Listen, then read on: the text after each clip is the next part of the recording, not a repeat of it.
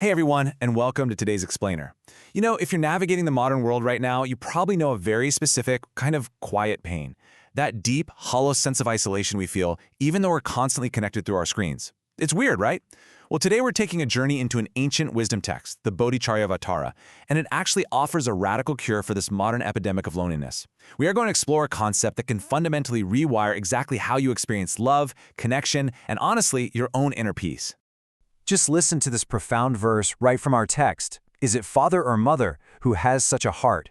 Is it a sage or a god of desire? Does Brahma have this? I mean, just let those words sit with you for a second. It's literally challenging us to imagine a love so vast, so incredibly boundless, that even our most devoted parents or, heavenly beings might not even possess it.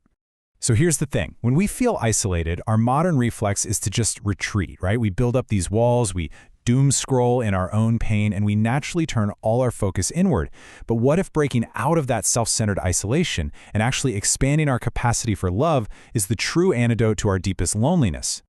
Let's dive into Section 1, The Limits of Worldly Love. To really understand what a boundless heart is, we have to gently look at the love we're most familiar with first. Now, familial love is undeniably profound, absolutely, but it operates kind of like a closed circle.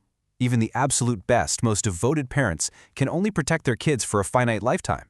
This kind of love, while it's beautiful, is ultimately rooted in self-attachment. It creates a pretty strict boundary of us versus them.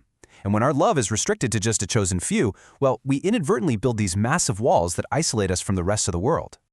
Moving right along to Section 2, the Boundless Bodhicitta. So, what's the alternative to that closed circle? It's Bodhicitta.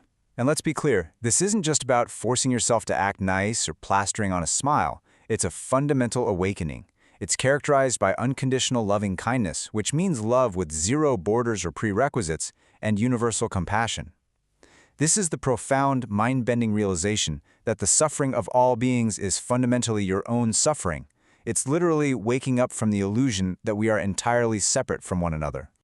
Our text actually outlines 3 really powerful reasons why bodhicitta completely transcends normal, everyday love.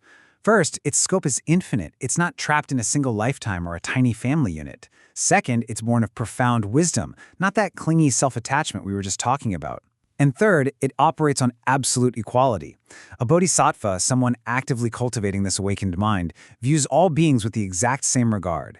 That surpasses even heavenly gods who might still act out of, subtle personal bias or ego. Which brings us nicely to Section 3, Wisdom Meets Compassion. Here is where we actually find true emotional stability.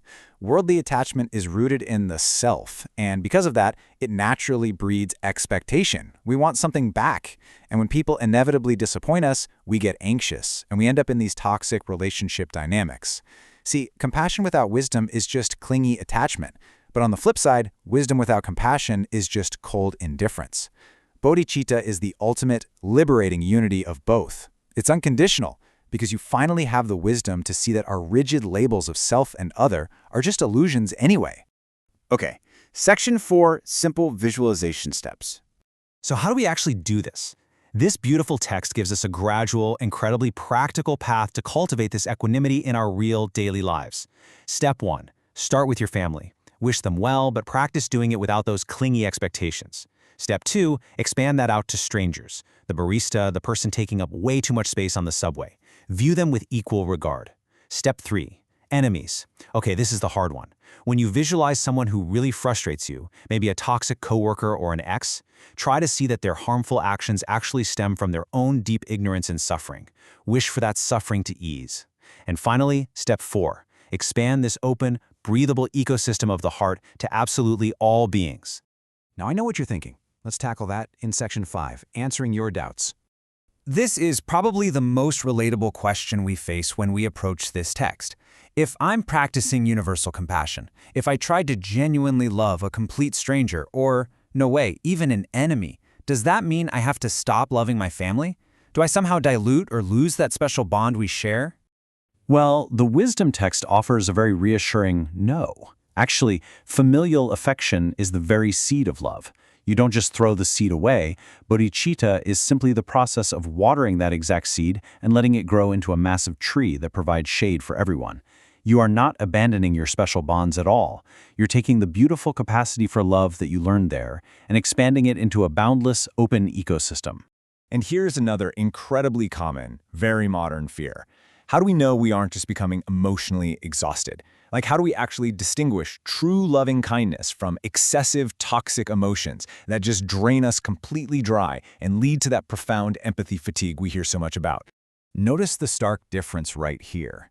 Excessive emotion fluctuates wildly, kind of like a storm. It drains you because, secretly, it expects a return on investment. We think, I cared so much, why don't they care about me, right? True compassion, though, is stabilized by rational wisdom. It's a steady, calm ocean of action. Because it literally expects nothing in return, it never leads to that exhausting modern burnout. Let's bring it all home with Section 6, Daily Rejoicing and Peace. Our source gives us an incredibly practical daily tool to actually find peace, the practice of daily rejoicing.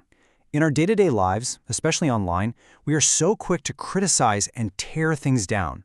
This text suggests we actively replace that reflex with genuine internal praise for the goodness in others. When you see someone doing a good deed, internally rejoice in it. Give them mental high fives. This warm, simple practice organically dissolves the rigid walls of our ego and just melts away the boundaries of our loneliness. So I want to leave you with one final lingering thought. If you viewed your greatest enemy, or let's be real, simply the most annoying person you encounter today, as a teacher of patience, how would your world change? The next time someone triggers you, what if you just paused, stepped out of your closed circle, and viewed them not as an obstacle, but as a profound step toward your own awakened heart?